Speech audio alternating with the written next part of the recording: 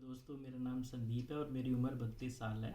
मुझे 32 साल की उम्र तक इस रूबिक्स क्यूब को कैसे सॉल्व करते हैं ये सीखने की ज़रूरत नहीं पड़ी।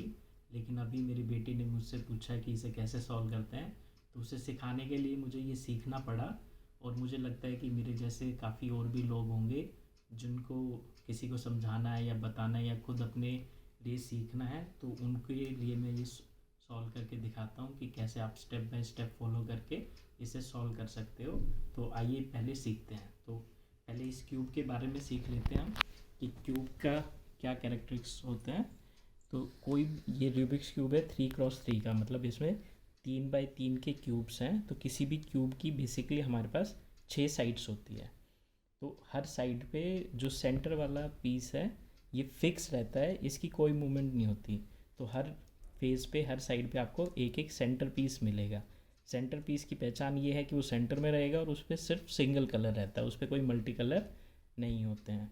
जो दूसरा आपको पीस दिख रहा है सेंटर पीस के साथ जो प्लस बनाता हुआ दिख रहा है, जिसमें 2 कलर होते हैं, इसे हम एज पीस बोलते हैं। तो किसी भी एज पीस में बेसिकली 2 कलर्स होते हैं।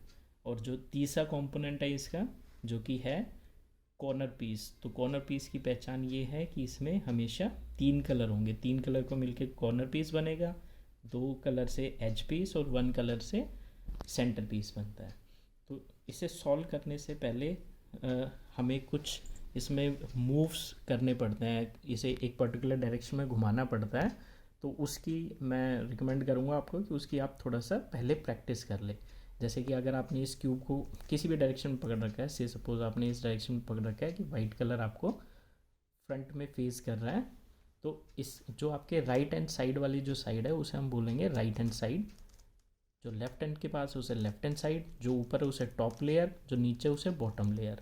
तो बेसिकली इस प्रोसेस में आपको एक पर्टिकुलर रूल याद रखना पड़ेगा, जो एक पर्टिकुलर सेट ऑफ मूव है जो आपको बार बार रिपीट करना पड़ता है। इसे हम राइट हैंड रूल बोलते हैं। तो राइट हैंड रूल में क्या होता है कि बेसिकली ये 4 स्टेप्स में होता है। पहले आपको राइट साइड को क्लॉकवाइज डायरेक्शन में घुमाना है एक बार, फिर आपको टॉप लेयर को क्लॉकवाइज डायरेक्शन में घुमाना है।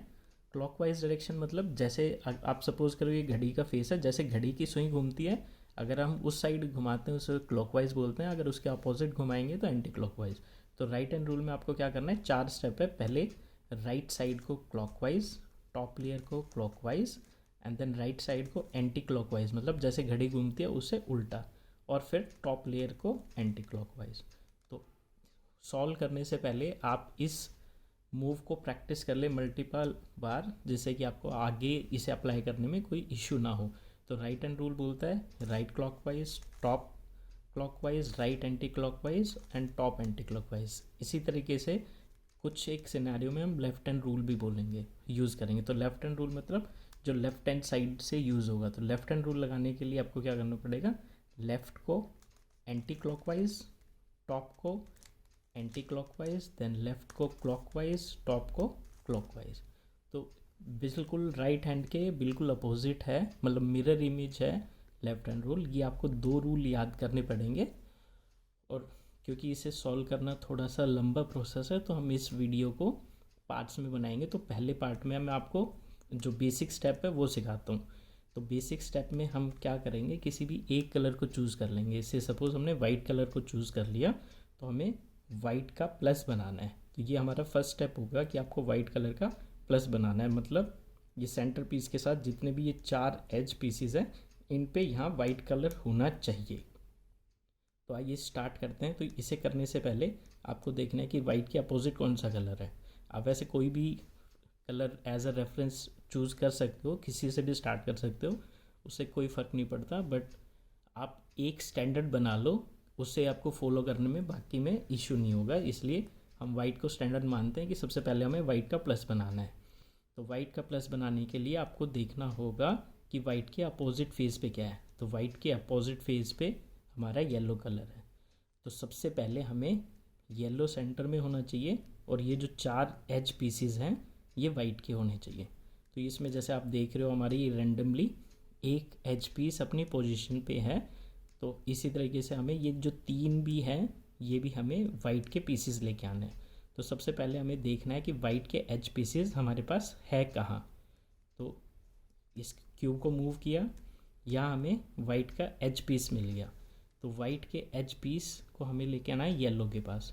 तो अगर मैं इस टॉप लेयर को एंटी क्लॉकवाइज घुमा देता हूँ तो मेरा यहाँ वाइट का एक पीस आ चुका है। अब मुझे लोकेट करना है कि मेरे बाकी कहाँ हैं। तो एक मेरा वाइट इस साइड पे है, तो मैं अगर राइट साइड को एंटी क्लॉकवाइज मूव करूँगा तो मेरा ये भी आ गया है। अब मैं मेरी एक साइड और बची है, तो उसे लोकेट करना है कि उसका है कहाँ पे वो वाइट। तो जैसे आप देख रहे हो ये वाइट यहाँ पे है इस साइड में। मुझे क्या चाहिए, इस वाइट को येलो के पास लेके आना था, तो मुझे टॉप लेयर में चाहिए। तो अब मैं ऐसे मूव करूँगा तो ये टॉप लेयर में ऐसे मूवमेंट पे नहीं आएगा। तो पहले क्या करना पड़ेगा, मैंने राइट को मूव किया, और अगर मैं अब इस पे जो पीछे बैक को अगर मैं फ्लिप करूं तो ये देखो मेरा ऊपर आ गया।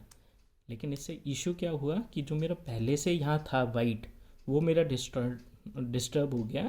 तो मैं इसे वैसे ही करता हूँ और मैं टॉप लेयर को घुमा लेता हूँ, जिससे कि मेरे पहले के सॉल्व हुए जो 3 एज पीस है उनमें कोई डिस्टर्बेंस ना आए। इसलिए मैंने इस टॉप लेयर को एक रोटेशन दी एंटी क्लॉकवाइज, और उसके बाद राइट साइड को मैंने क्लॉकवाइज घुमा दिया। तो अब जैसे आप देख सकते हो मेरे येलो के साथ सारे वाइट के एजेस लग चुके हैं। अब मुझे ध्यान क्या देना है, अब मुझे क्यूब को इस तरीके से पकड़ना है कि वाइट मेरा नीचे रहना चाहिए, येलो मेरा टॉप में रहना चाहिए। यही पोजीशन आपको बाकी के लिए फॉलो करनी पड़ेगी कि वाइट का जो सेंटर पीस है वो आपका नीचे रहना चाहिए।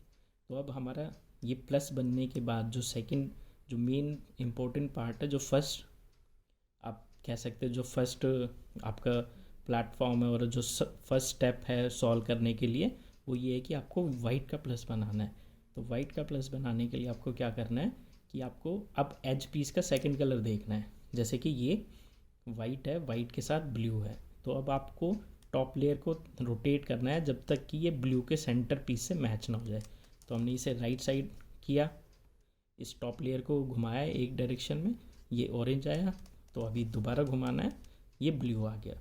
जैसे ही ये सेंटर पीस से मैच हो जाए तो आपको क्या करना है, जो आपकी फ्रंट रो है, फ्रंट रो को 2 बार क्लॉकवाइज घुमा दो।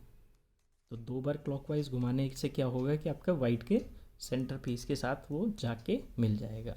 अब आपको ये बाकी सबके साथ भी फॉलो करना है। जैसे कि ये वाइट है, वाइट के साथ दूसरा कलर है रेड। अब रेड देखो लेफ़्ट में राइट में, ये आपको देख के जैसे यहाँ मुझे लेफ़्ट में दिख रहा है तो मैंने इसे एक मूव दिया, ये रेड के सेंटर पीस से मैच हुआ, और फिर वही मुझे क्या फॉलो करना है, इसे 2 बार रोटेट करके 2 बार क्लॉकवाइज करके या एंटी क्लॉकवाइज कैसे भी करके नीचे ले गया, रेड से रेड मैच हो गया। अब मेरा सेकंड कलर है जो ये वाइट, वाइट के साथ ग्रीन है। अब मुझे ग्रीन के सेंटर पीस से मिलाना है, ये ऑरेंज है, ये ग्रीन है, ये ग्रीन से मिल गया, और इसमें भी मैं क्या करूँगा, 2 रोटेशन देके नीचे ले जाऊँगा। अभी मुझे देखना है थर्ड जो मेरा लास्ट बच गया, लास्ट में क्या है, ऑरेंज। अब मैं इसे ऑरेंज के पास लेके आऊँगा, ऑरेंज के सेंटर पीस से मैच करूँगा, ये ऑरेंज के सेंटर पीस से मैच हो गया, और अब मैं इसे 2 रोटेशन दे दूँगा। तो किसी भी रूबिक्स क्यूब को सॉल्व करने का ये फर्स्ट स्टेप है। सबसे पहले आपका ये स्टेप कंप्लीट होना चाहिए कि ये प्लस बनना चाहिए आपका। इसके साथ साथ जो एजेस पे जो सेंटर पीस है वो सेंटर से अलाइन होने चाहिए। जैसे ब्लू से ब्लू अलाइंड है, ऑरेंज से ऑरेंज है, ग्रीन से ग्रीन, और वाइट से वाइट। तो ये आपका इतने पहले मैं आपको रिकमेंड करूँगा कि आप इसकी प्रैक्टिस करके इस स्टेज पे पहुँचे। जैसे ही आपका ये स्टेज कंप्लीट हो जाएगा तो हम दूसरे स्टेप पे बढ़ेंगे। अभी मैं वीडियो को बंद कर रहा हूँ जिससे कि आप इसकी प्रैक्टिस कर सकें, और आगे के वीडियो नए पार्ट में मैं दूंगा। Thank you.